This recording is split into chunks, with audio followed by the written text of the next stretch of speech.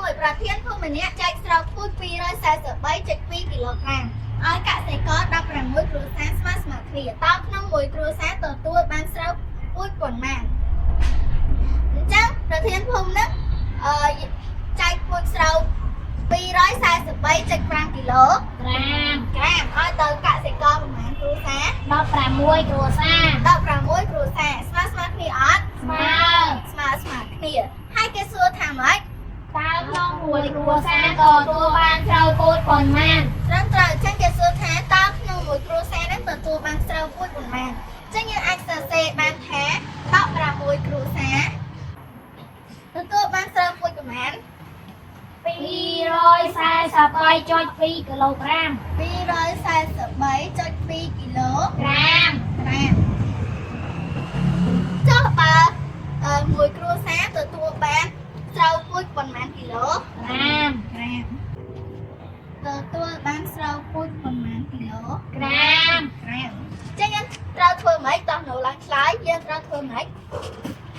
យើងត្រូវយក243.2 ចែកឲ្យ16ត្រូវអង្គុយចុះយើងត្រូវយក243.2 ចែកនឹង15 1ចឹងយើងចែកមក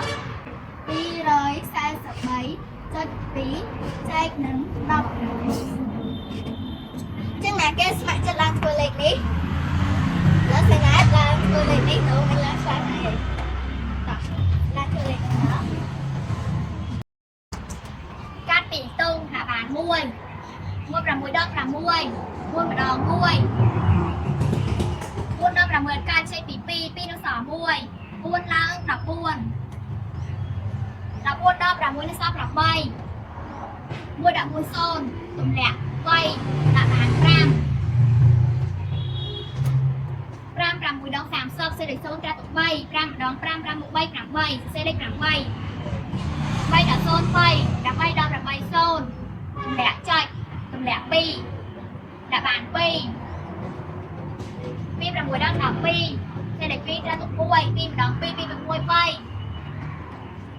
32ដល់32 0ត្រឹមត្រូវទៅកន្លែងអញ្ចឹងស្មើណា15.2ណាត់គិតជាអីគីឡូក្រាមគិតជាគីឡូក្រាមអញ្ចឹងមួយគ្រួសារទទួលបានស្រូវពូជប៉ុន្មានគីឡូក្រាម15.2 គីឡូក្រាមត្រឹមត្រូវអញ្ចឹងបើសំណួរគេសួរថាតើក្នុងមួយគ្រួសារទទួលបានស្រូវពូជប៉ុន្មានអញ្ចឹងយើងត្រូវរកម៉េចណាគេចាស់តោះយើងត្រូវរកម៉េចយើងត្រូវរកប្រព័ន្ធស្រូវពូជដែលគ្រួសារម្នាក់ទទួលបានអញ្ចឹងរកទម្ងន់ស្រូវពូជដែលគ្រួសារនីមួយទទួលបានគួយចុះរកទម្ងន់ស្រូវពូជដែលគ្រួសារនីមួយទទួលបានអញ្ចឹងយើងរកចឹងមកអញ្ចឹងឥឡូវសេណាតឡើងសរសេររកហើយនឹងលេខគិតលេខនេះហើយណូឡើងសរសេរឆ្លើយថាដល់ឡើងមក